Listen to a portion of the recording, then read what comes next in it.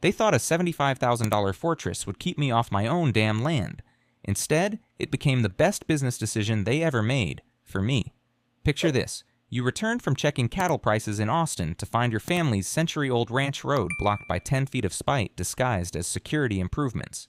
Not just any road, the gravel path your great-grandfather carved through East Texas pine with nothing but determination and a rusty International Harvester back in 1958.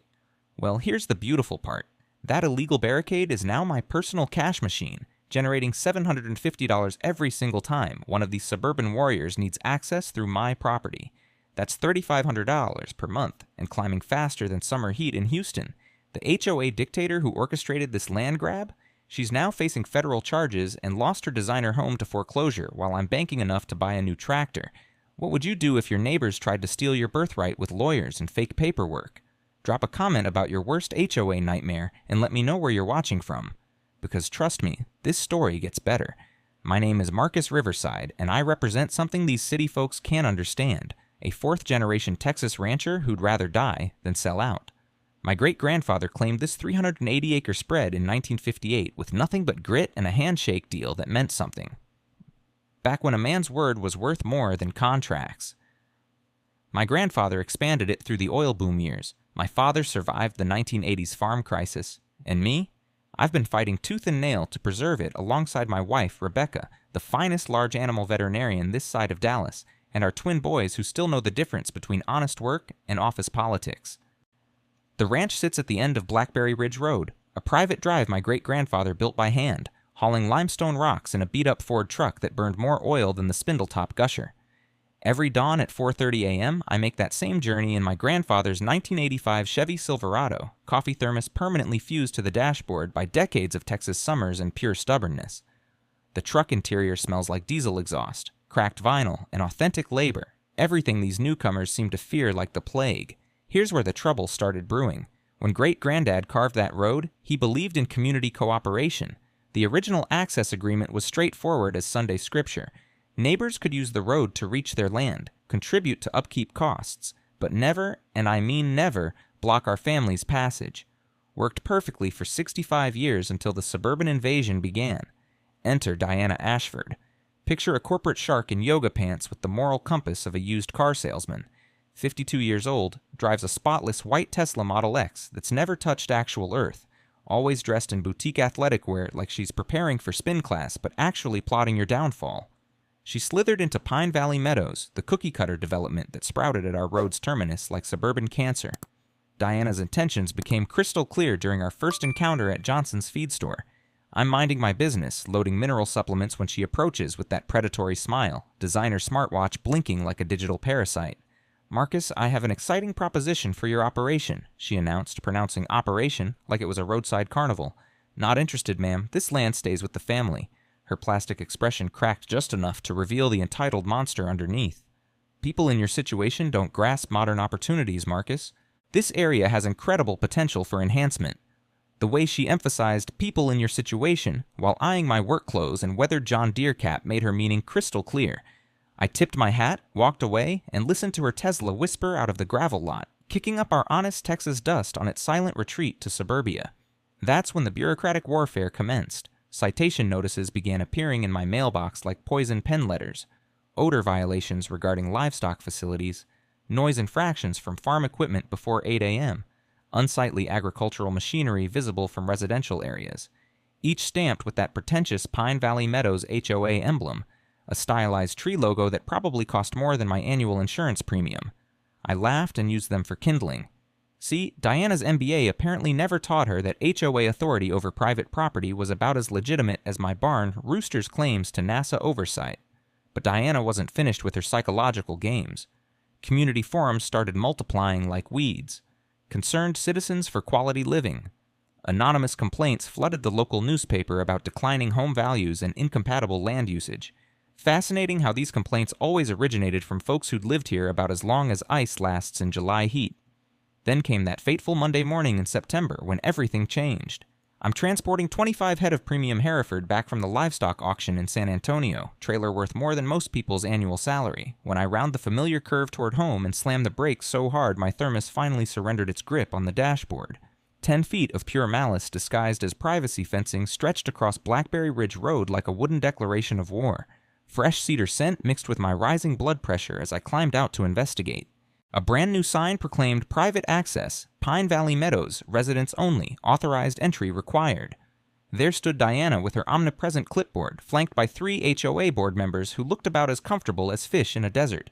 Security enhancement, she declared, practically glowing with vindictive satisfaction. You'll require alternative property access arrangements. I stared at that fence blocking the road my great-grandfather built stone by stone, and something inside me shifted from annoyance to full-scale warfare mode. This is my family's road, Diana, built with my great-grandfather's blood and sweat. Was your road, she corrected, smile sharp as broken glass. Community progress in action. Standing there watching my cattle stress in that trailer while Diana smirked behind her illegal barrier, I realized this suburban predator had just committed the biggest tactical error of her perfectly manicured existence. First stop, Harrison Cole, the craftiest property attorney in 5 counties and my old college roommate who still owed me for covering his calculus homework senior year. His office reeked of leather-bound legal tomes and the confidence that comes from never losing a land rights case. Marcus, they screwed up monumentally, Harrison grinned, spreading yellow documents across his oak desk like he was dealing winning poker hands. This 1958 access agreement grants your family permanent and unrestricted right of passage. He tapped the faded signature with his Mont Blanc pen. Remember what they taught us in property law? Access rights are like taxes. Once established, they're damn near immortal. These easements run with the property in perpetuity, and no HOA vote can alter federal property law. I'd learned this lesson the hard way, purchasing the Henderson tract 8 years back. Came with utility easements I couldn't eliminate despite cutting through my best grazing land. Now that legal nightmare was about to become Diana's personal hell. Harrison fired off a cease and desist letter faster than I could brand a calf, demanding fence removal within 24 hours. I figured that would conclude matters. Shows how much I understood about dealing with entitled suburbanites wielding law degrees and unlimited free time. Diana's response arrived through her Austin legal team, some slick firm billing more hourly than I earned monthly. Their counter-argument: the easement had expired through abandonment, and my cattle operation constituted commercial traffic incompatible with residential zoning standards. Then came the real insult, a compromise proposal. I could apply for daily access permits at $50 each, submitted 48 hours in advance, subject to community impact assessment. Essentially, I'd need Diana's permission to drive on my own property to feed my own livestock. Over my dead body, I told Rebecca that evening over leftover chili and mounting frustration. She smiled that knowing smile and handed me a business card. Martinez from County Zoning. He handles construction permits. Here's where years of reading Fine Home Building magazine finally paid dividends. Any major construction project requires permits, especially fencing, exceeding 8 feet.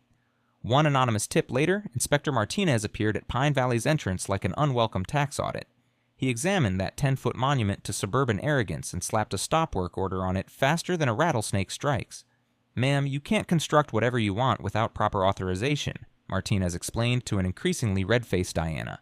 "This fence blocks an established easement and violates county setback regulations." The sound of Diana's confidence shattering was sweeter than Rebecca's apple pie on Sunday evening. But if I thought building codes would humble our HOA dictator, I severely underestimated suburban entitlement syndrome. The next HOA meeting transformed into a war council, with Diana declaring someone had sabotaged their security improvements. Her brilliant solution: construct a second fence at the actual property boundary. That's when the local ranching community decided they'd witnessed enough of this urban cowgirl theater. Saturday morning, my phone started ringing before our rooster cleared his throat. By 5:30 a.m., I had 28 pickup trucks queued on County Road 23, diesel engines rumbling like mechanical thunder, ready for what we diplomatically called a community awareness convoy. Nothing illegal about it, just neighbors supporting neighbors, exercising our constitutional right to travel public roads and express opinions through the ancient art of automotive commentary. The symphony of 36 air horns blasting past Pine Valley Meadows at precisely 5:45 a.m. was beautiful enough to make angels weep. Diana phoned Sheriff Williams within minutes, demanding arrests for acoustic terrorism. "Ma'am," the sheriff explained with barely suppressed amusement, "horn honking isn't criminal on county roads. Perhaps invest in superior soundproofing or quality earplugs." That afternoon, I decided my cattle required educational exercise. 50 head of my finest Black Angus needed daily movement for optimal health, and County Road 23 provided perfect terrain for leisurely Sunday drives. Perfectly legal, perfectly timed for when the Pine Valley crowd hosted their weekly cookouts on their pristine decks.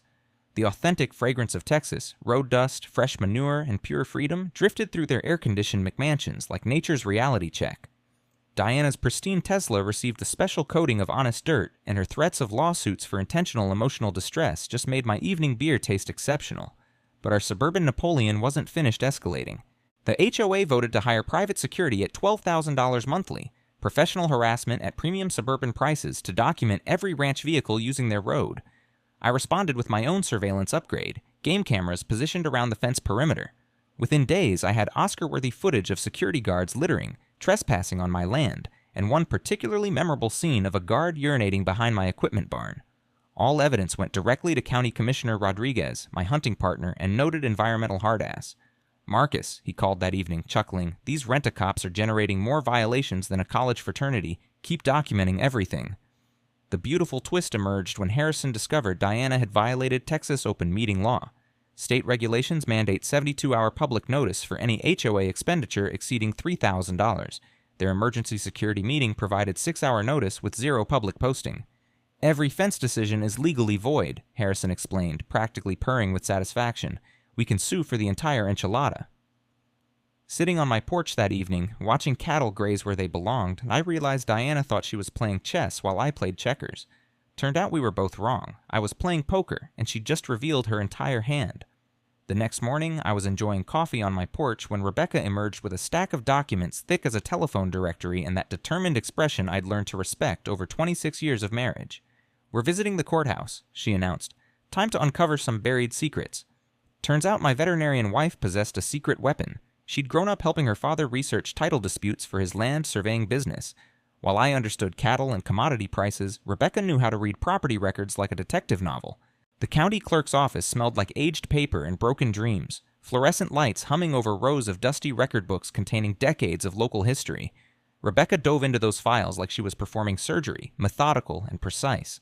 "Found something significant," she whispered after 3 hours of excavation. Her finger traced across a faded federal document from 1962. "Your great-grandfather didn't just finance that road privately, he utilized a federal rural development grant." I remembered great-granddad mentioning government assistance, but I'd never paid attention. Turns out that grant came with permanent strings attached. The funding required maintaining road access for agricultural vehicles indefinitely. Rebecca had studied these federal agricultural grants during her pre-veterinary coursework at Texas A&M, where professors emphasized that federal funding conditions never expire. "Blocking your access violates federal grant terms," Rebecca explained, excitement building in her voice. They could face forced repayment of the entire grant plus compound interest.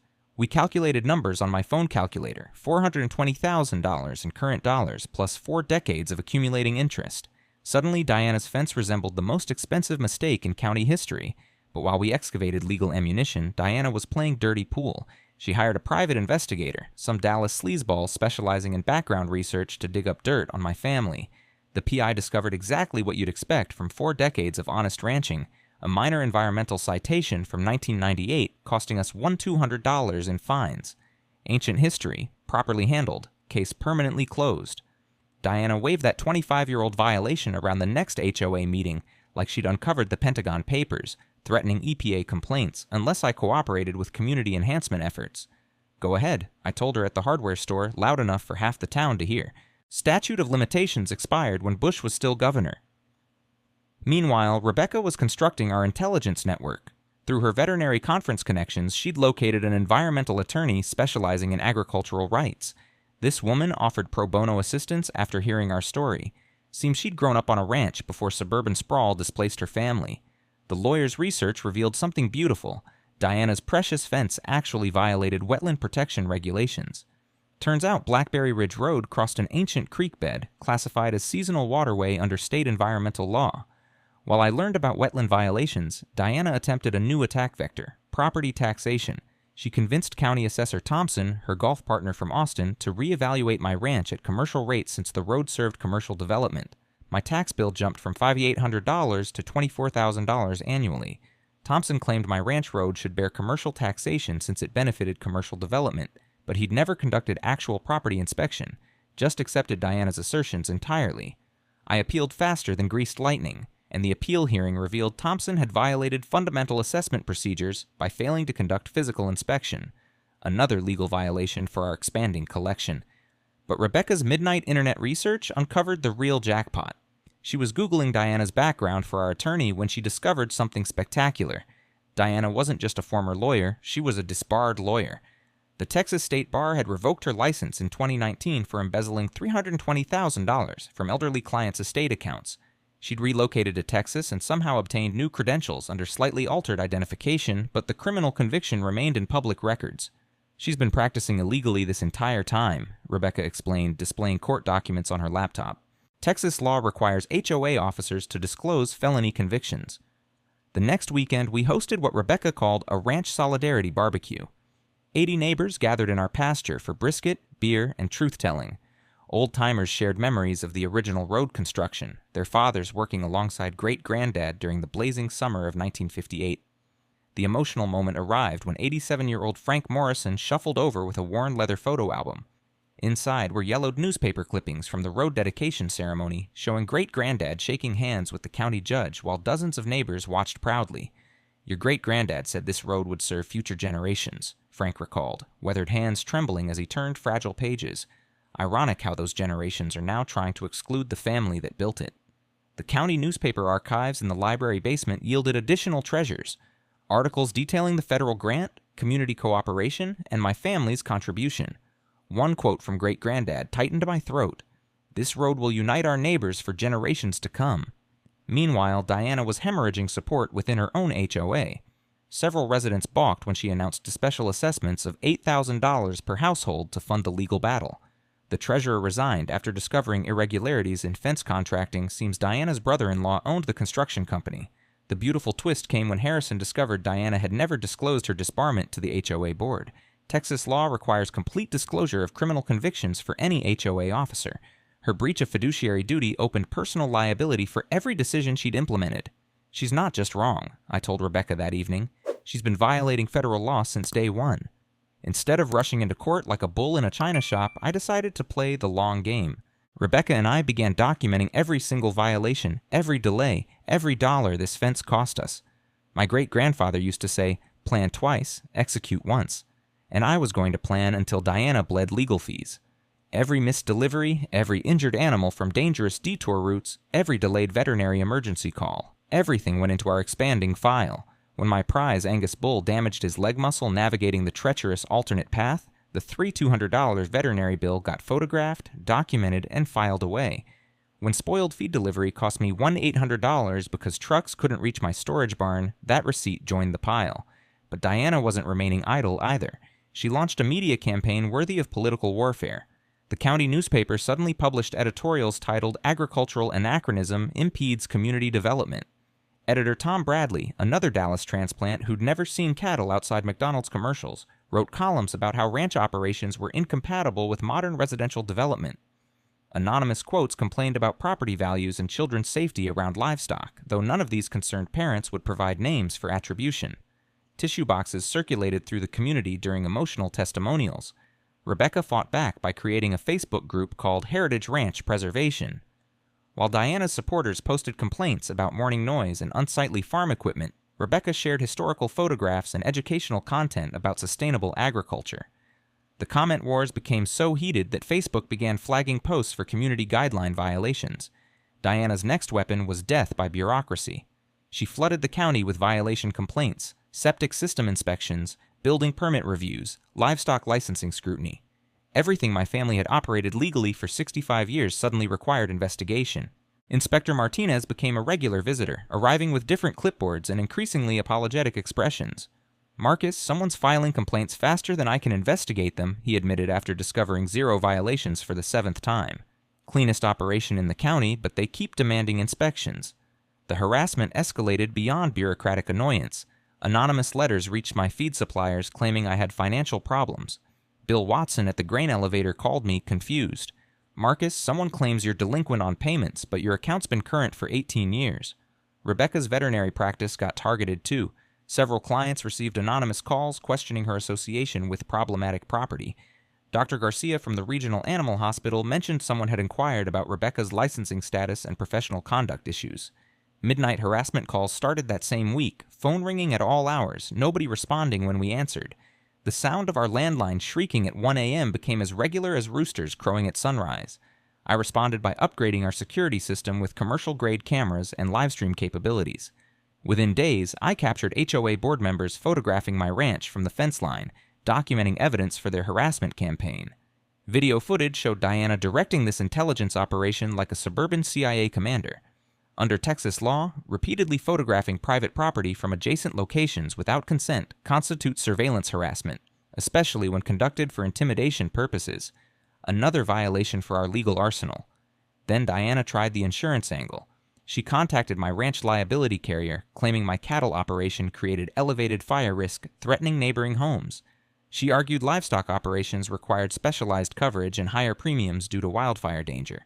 The insurance investigator who appeared was a third-generation rancher from Lockhart who examined my defensible space management and fire prevention measures, then renewed my policy at reduced rates. Best fire safety I've observed in years, he told me. Grazed pastures are natural fire breaks. Community support continued growing despite Diana's pressure campaign. The Texas Cattle Raisers Association voted $20,000 for my legal defense fund after learning about the case. The regional agricultural publication ran a feature story titled Family Ranch Under Siege, and state legislators began receiving calls from agricultural lobby groups. But Diana was feeling financial pressure too. HOA legal bills had exceeded $55,000, and special assessments were about as popular as tax increases. Several homeowners demanded detailed expense accounting, and the replacement treasurer discovered irregularities in fence contracting that suggested kickback schemes. The breaking point arrived when my ranch foreman Carlos got injured using the dangerous detour route. His pickup hit a washout on the alternate road, and the resulting neck injury required surgery and extended workers' compensation. The potential liability lawsuit had Diana's insurance company asking uncomfortable questions about the fence's role in creating hazardous conditions.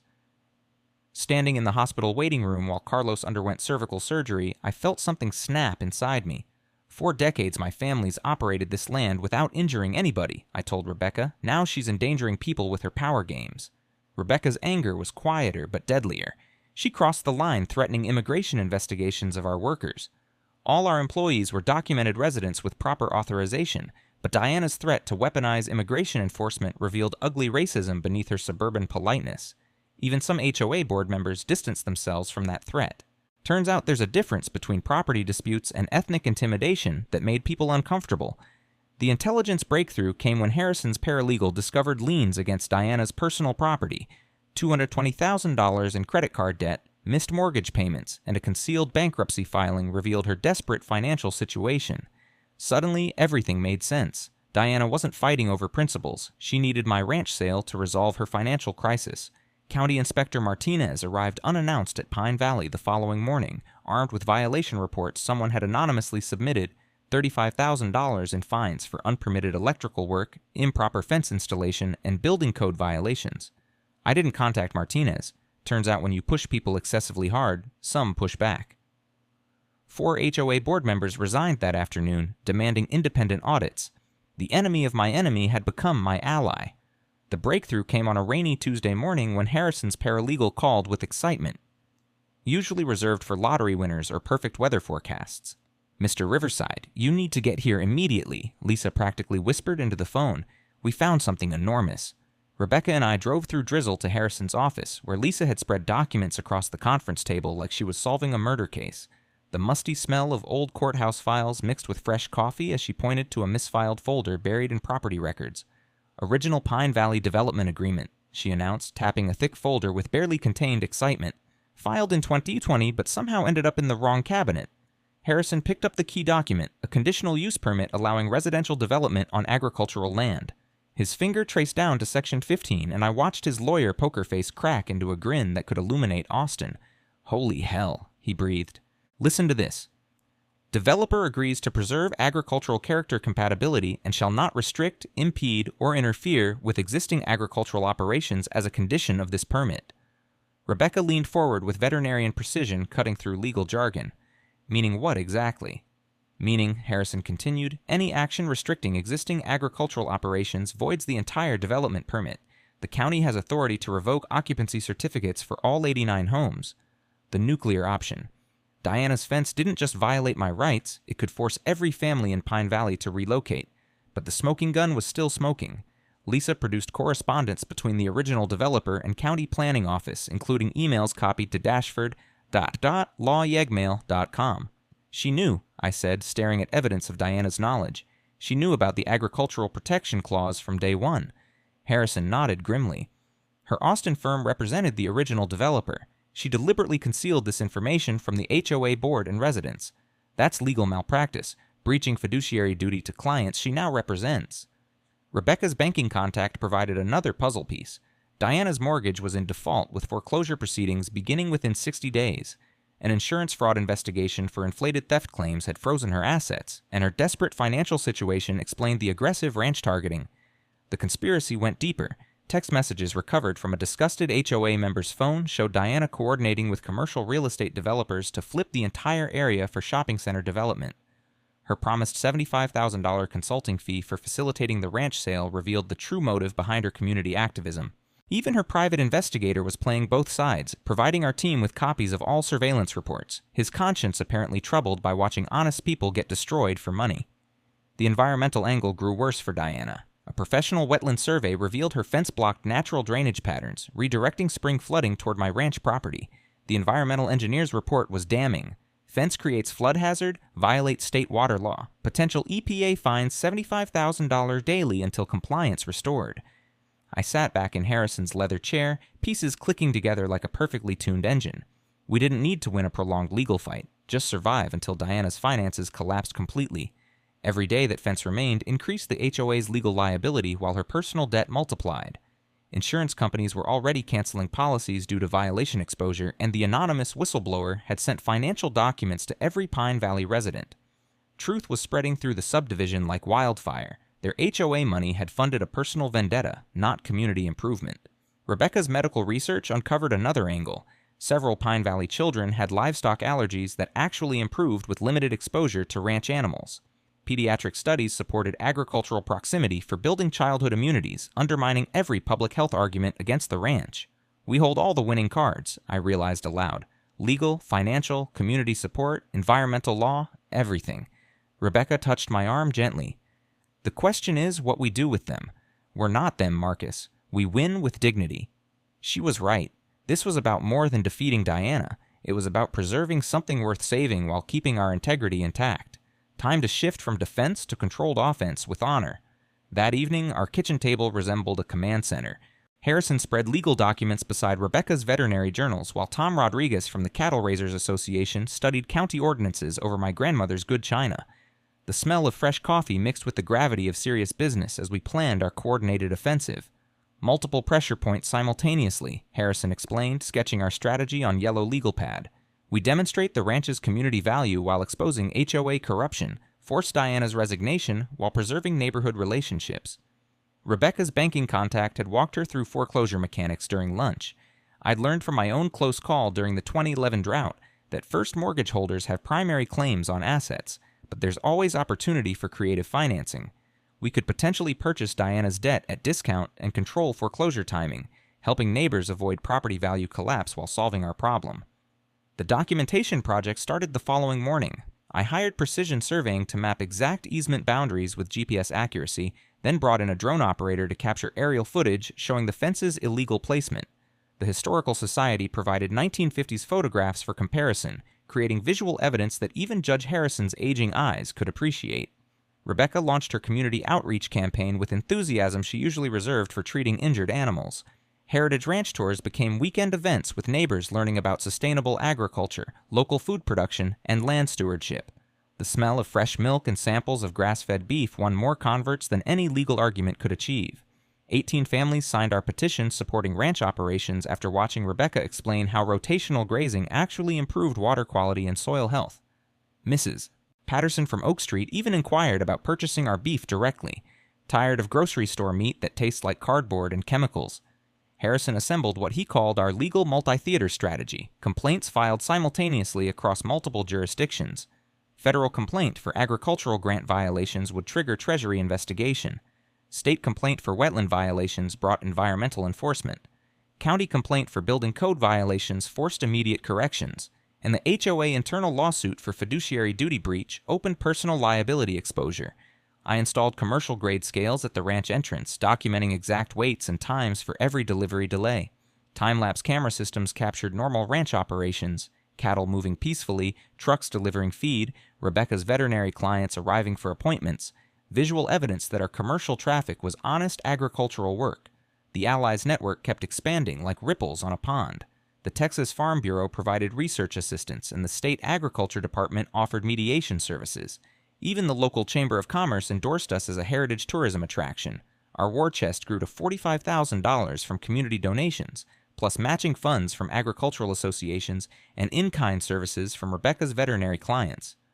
The crowdfunding page gained national attention from property rights advocates who'd faced similar suburban pressure. Professional photography documented fence installation damage, while soil samples proved drainage disruption from the blocked road. Traffic studies showed increased wear on alternate routes, and insurance adjusters calculated total ranch damages at $95,000. Every delayed delivery, every injured animal, every stress-related expense. Rebecca researched Diana's psychological profile like she was diagnosing a complex medical condition. The pattern of escalating harassment behaviors, threats, and intimidation attempts suggested someone losing control under financial pressure. We prepared expert witness testimony from a psychologist specializing in neighbor harassment cases. The regulatory pressure campaign launched like coordinated artillery. Texas State Bar investigation for unlicensed practice. County DA review of potential fraud charges in HOA fund misuse. IRS questioning of tax-exempt status with documented violations. Every oversight agency receiving complaints simultaneously. Technology deployment included motion-activated cameras at 15 locations around fence perimeter. GPS tracking on ranch vehicles documented exact detour costs and delays. A smartphone app recorded precise times of access restrictions, while professional acoustics equipment measured actual noise levels versus Diana's complaints. We prepared multiple exit strategies depending on outcomes. Legal victory would create template for other ranchers facing similar pressure. Settlement would establish model agreements protecting agricultural operations, and if forced to relocate, we'd ensure ironclad access rights on new property. Legacy planning included easement language preventing future interference. The final preparation felt like loading ammunition before decisive battle. Harrison filed our comprehensive federal lawsuit. 420 pages of evidence with video appendix, expert witnesses scheduled, depositions arranged, court date set for preliminary injunction hearing in 30 days. Standing on my porch at sunset, watching cattle graze peacefully in pastures my great-grandfather had improved with his own hands, I felt the weight of history and responsibility. The smell of mesquite smoke drifted from Rebecca's barbecue pit while evening birds called from ancient oak trees. Great-granddad built this road with calloused hands, worked until dark every day, I told Rebecca as she joined me on the porch steps. She squeezed my shoulder, her touch warm and steady. He'd be proud of how you're fighting for it. Not just the land, the principle. Tomorrow we'd discover if David could still beat Goliath when David had superior lawyers and Goliath had overextended into bankruptcy court. Game time. Cornered animals are most dangerous, and Diana was about to prove suburban predators follow the same rule. The sabotage started at midnight on a Wednesday. I woke to cattle bellowing in distress, a sound that gets any rancher moving faster than a fire alarm. Racing outside in underwear and boots, flashlight cutting through darkness, I found water lines severed and cattle tanks drained dry. 40 head of thirsty cattle in September. Heat isn't just expensive, it's life-threatening. While Rebecca called emergency water service, I checked security cameras. Beautiful footage of a figure in dark clothing near the fence line, bolt cutters glinting in infrared light. Sheriff Williams arrived at dawn with grim expression and evidence bags. Marcus, those bolt cutters have clear fingerprints matching Diana Ashford's prints from her driver's license renewal. Criminal charges filed within hours. Destruction of property and agricultural terrorism. Under Texas law, interfering with livestock operations carries serious penalties, especially when endangering animal welfare. But Diana's midnight raid was just the opening shot in her desperate campaign. Anonymous flyers appeared throughout the county, claiming our ranch spread disease through contaminated water supplies. The health department received anonymous reports about unsafe cattle waste management and potential E. coli contamination. Rebecca faced a veterinary board complaint alleging unsafe practices and failure to maintain sanitary conditions. Someone using a fake name and Austin phone number had filed detailed accusations about our ranch operations, forcing Rebecca to undergo formal investigation that could threaten her license. Financial pressure escalated when Second National Bank suddenly demanded early payment on my equipment loans, $80,000 due immediately. The loan officer apologized profusely, claiming policy changes and risk assessment updates, but I knew better. Turns out Diana's sister worked at the loan servicing company, clear conflict of interest and potential banking regulation violations. The damage was immediate. I was forced to liquidate 15 head of prime cattle to meet artificial deadline, losing money on animals I'd planned to hold through winter. Friday morning brought environmental warfare. Dead fish appeared in Blackberry Creek downstream from our ranch. An anonymous EPA tip claimed cattle waste contamination was killing aquatic life. The emergency inspector who arrived was a sharp young woman from Houston who examined the fish and started laughing. "Sir, these are saltwater fish, red snapper and grouper in a freshwater creek 100 miles from the Gulf. Someone planted these overnight." Environmental fraud carries federal penalties, and whoever staged this scene had committed serious crime while trying to frame us for environmental violations. Diana's legal Hail Mary came as emergency restraining order, claiming ranch operations threatened public safety. She alleged cattle could escape and endanger school children, backed by photos of broken fence sections that looked suspiciously fresh. Judge Morrison, a former rancher himself, reviewed evidence during his lunch break and denied the order with barely concealed irritation. "Counsel, these cattle have been here 65 years without a single incident. The only danger I see is frivolous litigation." The insurance conspiracy unfolded like bad comedy routine. Multiple claims appeared against our ranch policy, slip and fall allegations, property damage reports, noise complaints claiming hearing damage from cattle sounds. The insurance investigator who arrived was a sharp-eyed former detective who uncovered coordinated fraud scheme within hours. Phone numbers traced back to same Dallas calling center, and medical reports were signed by doctors who'd never examined alleged victims. Diana's personal liability insurance was canceled immediately for fraudulent activity, leaving her exposed for any damages our inevitable lawsuit would recover. The community intimidation campaign targeted our supporters with threatening letters about property taxes and residential zoning violations. Several families who'd signed our petition received warnings that supporting commercial agriculture would affect their residential status. Fear is a powerful weapon, and several neighbors withdrew support rather than risk bureaucratic harassment. Diana was terrorizing the entire community to isolate us. County Commissioner Rodriguez faced political pressure when Diana's Austin connections demanded surprise ranch inspections.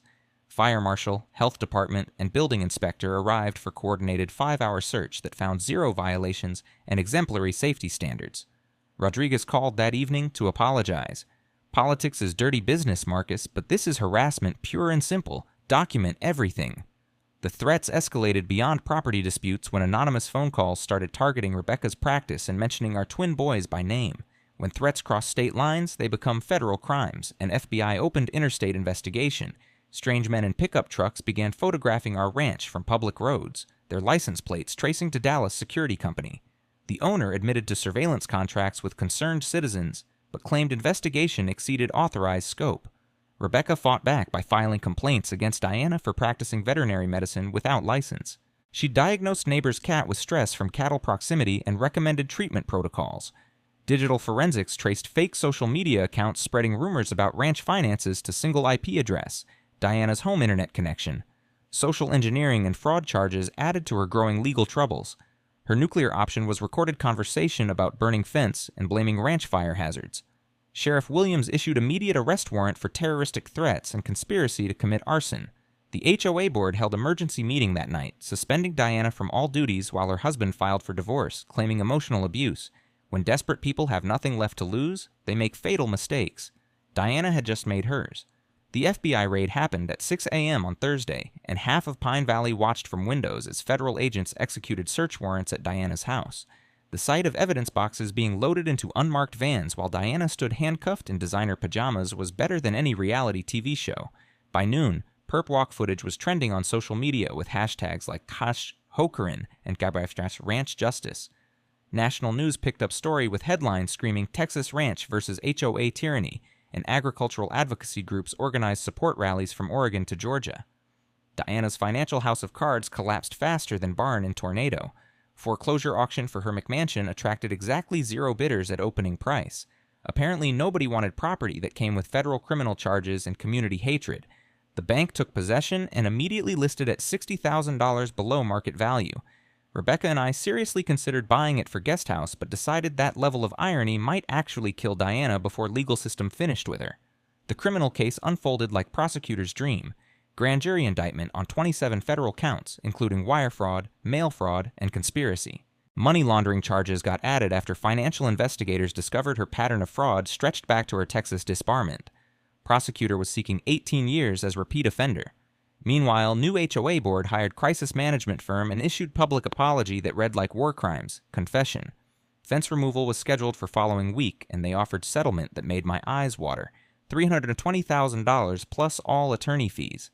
Community healing began with Ranch Heritage Day, event organized by new HOA leadership that drew 300 neighbors for tours, education, and barbecue. Children petted gentle cattle while parents learned about sustainable agriculture and heritage preservation. Local restaurant owner Pete Martinez catered event with ranch-raised beef, and kids' faces lighting up at petting zoo made all legal battles worthwhile. Watching suburban families connect with agricultural life reminded me why we were fighting in first place. Environmental restoration started immediately after fence removal. Professional creek restoration specialists repaired drainage patterns while Texas Parks and Wildlife recognized our ranch as official conservation partner. Our model program for agricultural residential coexistence was being studied by universities across Texas. The case became legal template. 5 similar lawsuits were filed against HOAs within month, all using our strategy. Harrison's law firm specialized in property rights cases, and agricultural conferences started booking me as speaker to share our story. Diana's plea bargain negotiations from county jail revealed scope of her criminal enterprise. Her cooperation with FBI investigation exposed systematic fraud across multiple HOA developments, with management companies skimming millions from community funds. Educational opportunities kept expanding. University agricultural law students studied our case while ranch became research site for sustainable development models. Published paper titled Balancing Agricultural Heritage with Residential Growth validated everything we'd been saying about community value. Insurance settlements poured in from multiple companies covering harassment damages, professional liability for HOA board, and punitive damages for bad faith claims handling. Total insurance payouts exceeded $480,000, setting precedent for agricultural harassment coverage nationwide. Political ramifications reached Austin, where Texas legislators drafted Agricultural Heritage Protection Act. Bill would criminalize harassment of established agricultural operations, with rural legislators citing our case as primary motivation. National agricultural lobbies pushed similar legislation in 15 other states. PBS Agricultural Series filmed our ranch restoration story for national television, bringing agritourism inquiries from across country.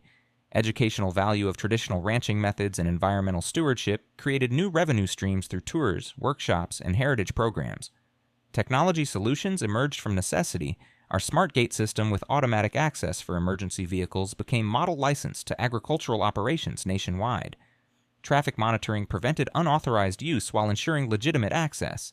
Innovation, born from adversity. Local investors funded ranch improvement projects while demonstration plots for sustainable agriculture techniques attracted partnerships with Agricultural Extension Service. Economic development through heritage preservation proved tradition and progress could coexist. Legal precedent we established protected agricultural easement rights in federal court, with our ruling cited in similar cases from coast to coast. The Riverside Standard became required reading in property law courses, creating lasting protection for agricultural operations under development pressure.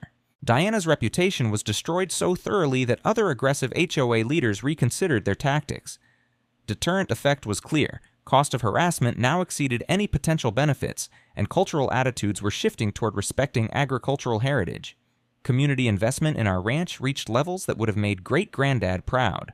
Research partnerships, educational programs, and economic development through preservation created exactly kind of community cooperation he'd envisioned when he built that road. Psychological victory was complete. Diana had become cautionary tale told in legal seminars and HOA board meetings across America. What happens when suburban entitlement meets rural determination and superior lawyers? As we prepared for town hall meeting that would officially resolve everything, I realized we'd accomplished more than winning legal fight. We'd preserved something worth saving while building something better.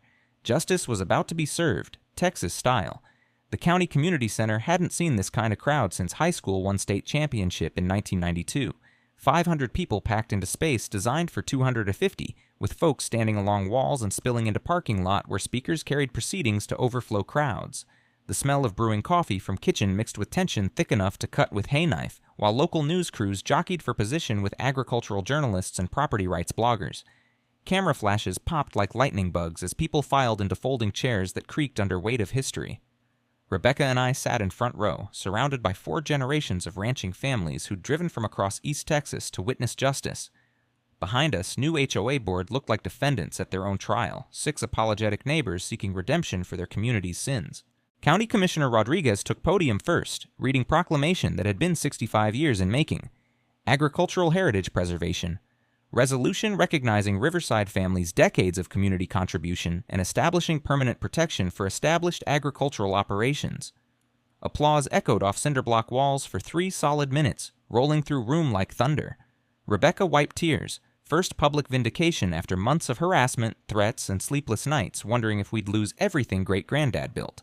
Patricia Henderson, new HOA board president, approached microphone with hands shaking like autumn leaves. Her voice cracked as she read formal apology letters signed by all 89 homeowners. "We allowed fear and prejudice to poison our community," she admitted, words carrying across silent room.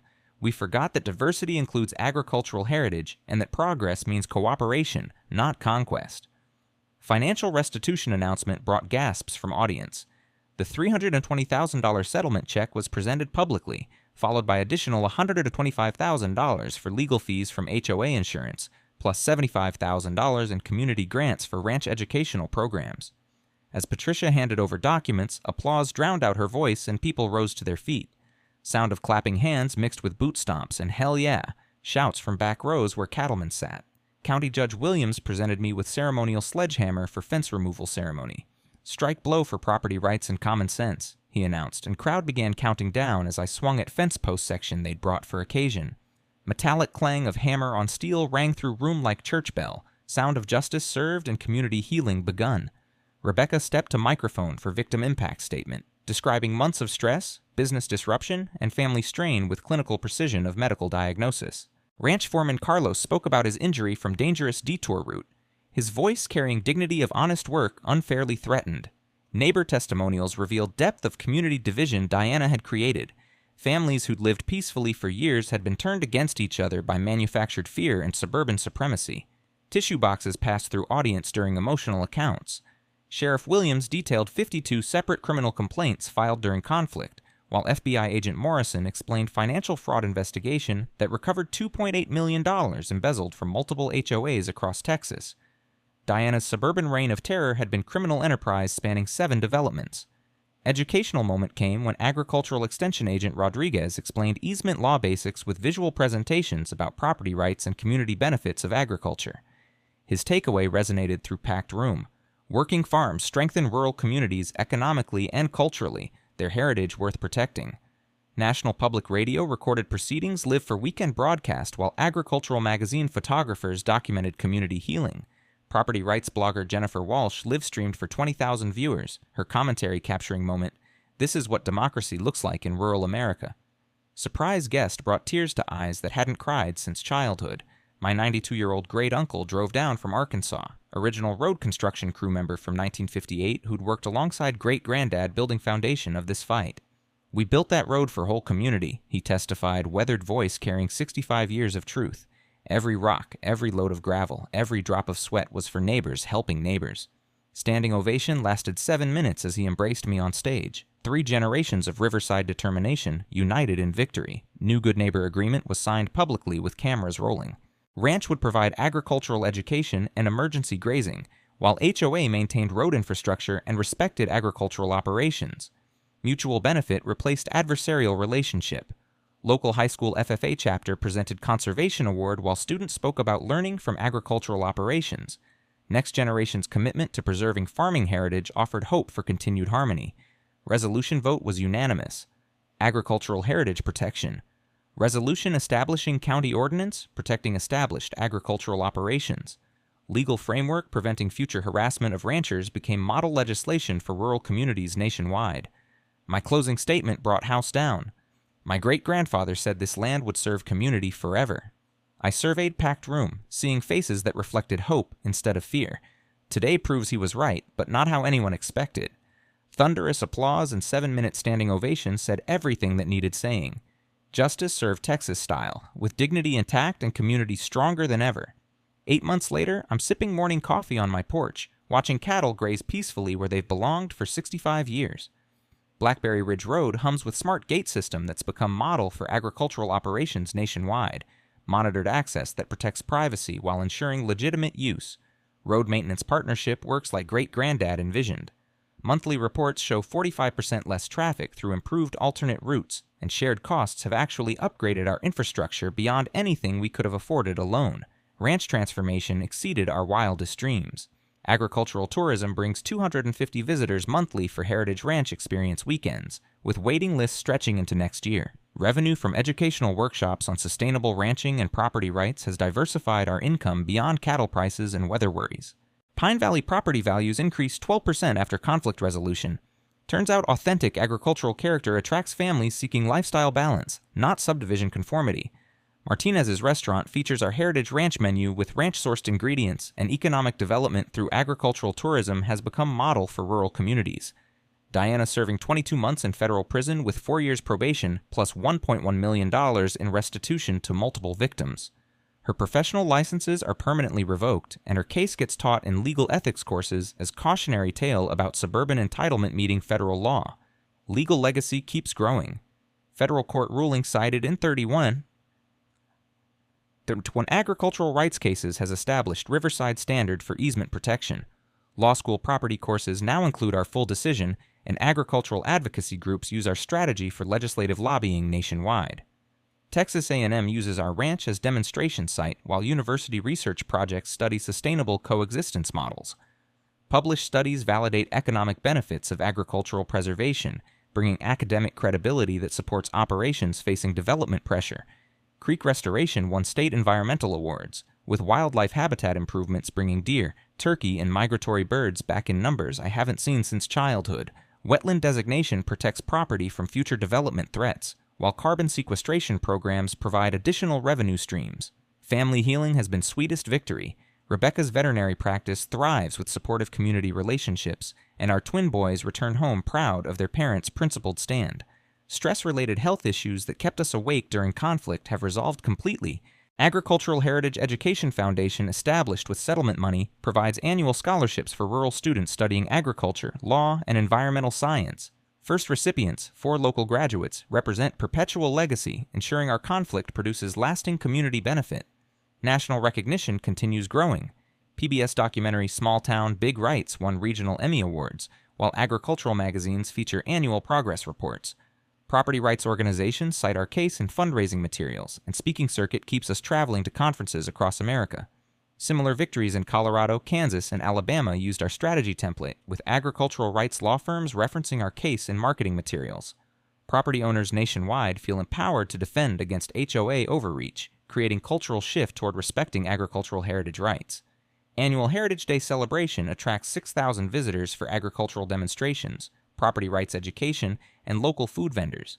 Economic impact of $275,000 annually for local businesses has replaced negative publicity with positive attention that benefits everyone.